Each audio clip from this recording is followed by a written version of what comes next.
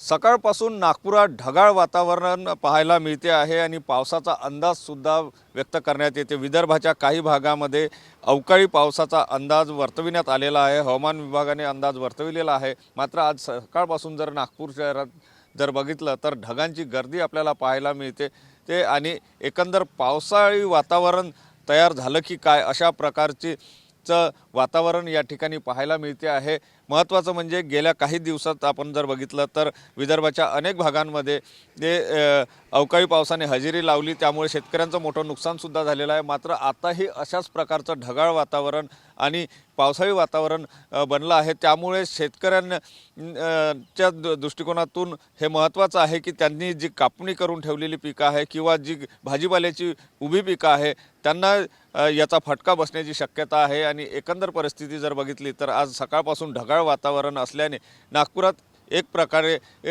पावसाळी वातावरण निर्माण झाल्याचं चित्र पाहायला मिळत आहे। कॅमेरामन सचिन सयामसह सुनील ढगे, TV9 मराठी, नागपूर।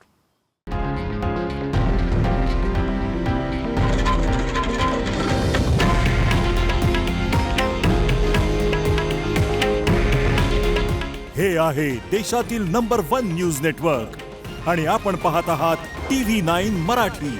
काळजी तुमची, हित महाराष्ट्राचं।